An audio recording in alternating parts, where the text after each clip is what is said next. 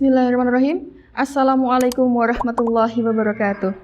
Alhamdulillahirabbil alamin wa bihi nasta'inu ala umuri din wa din wassalatu wassalamu ala asrafil anbiya'i wal mursalin amma ba'du. Salawat dan salam tidak lupa kita curahkan kepada junjungan kita Nabi Muhammad sallallahu alaihi wasallam beserta para keluarga, sahabat dan pengikut setianya sampai akhir zaman. Ayah bunda yang insya Allah dirahmati oleh Allah Subhanahu wa Ta'ala, pada kesempatan kali ini saya akan melanjutkan kultum Ramadan yang sudah disampaikan oleh ustadz-ustadzah sebelumnya. Dan kesempatan ini saya akan menyampaikan kultum Ramadan berkaitan dengan itikaf dan hikmahnya.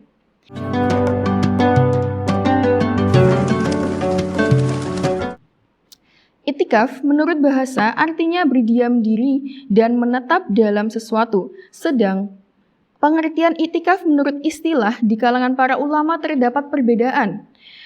Dari kalangan Al-Hanafiyah berpendapat itikaf adalah berdiam diri di masjid yang biasa dipakai untuk melakukan sholat berjamaah. Kemudian menurut Asy-Syafi'iyah, itikaf berarti berdiam diri di masjid dengan melaksanakan amalan-amalan tertentu dengan niat karena Allah Subhanahu wa Ta'ala.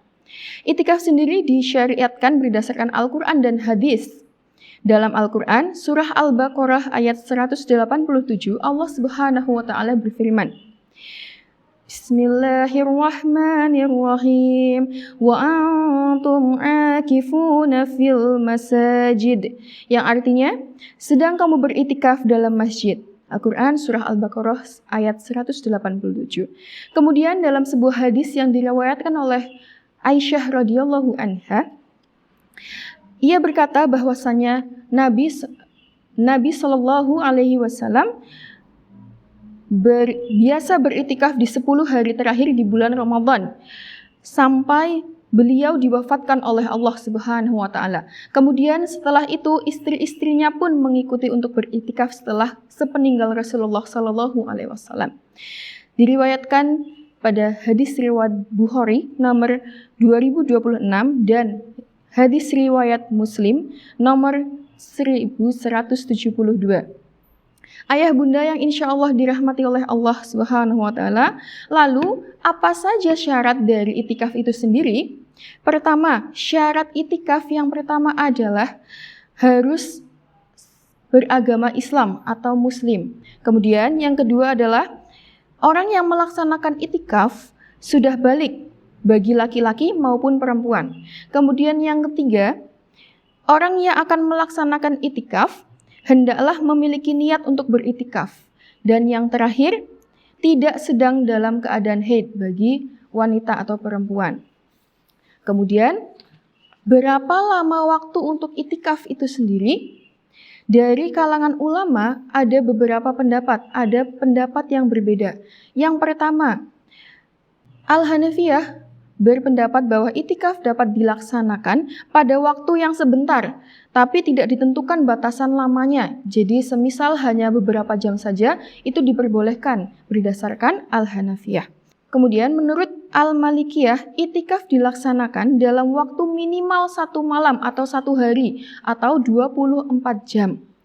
Dengan memperhatikan pendapat di atas, dapat disimpulkan bahwa itikaf dapat dilaksanakan dalam beberapa waktu tertentu, misal dalam waktu 1 jam, 2 jam, 3 jam, dan seterusnya.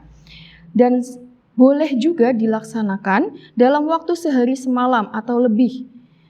Kemudian, hikmah yang dapat kita petik dari itikaf adalah, pertama, hati kita lebih fokus untuk menjalankan ibadah-ibadah di bulan Ramadan ini. Kedua, mudah untuk berkonsentrasi, karena kita hanya menetap di masjid dan tidak melakukan hal-hal lain yang mubah. Kemudian, kita dapat bertafakur atau merenungkan diri. Selanjutnya, kita dapat muhasabah diri. Kemudian, lebih memperbanyak ibadah. Dan yang terakhir, kita dapat menggapai malam Lailatul Qadar. Ayah bunda yang insya Allah dirahmati oleh Allah, demikianlah kultum yang dapat saya sampaikan. Semoga dapat bermanfaat bagi kita semua. Bila ada kebaikan yang terdapat dalam kultum yang saya sampaikan, semuanya murni dari Allah Subhanahu wa Ta'ala. Sedangkan bila ada keburukan atau kekurangan yang terdapat dalam kultum yang saya sampaikan, maka itu murni dari diri saya sendiri. Afwan bila ada kekhilafan dan kata-kata yang kurang. Wabillahi taufiq wal hidayah. Wassalamualaikum warahmatullahi wabarakatuh.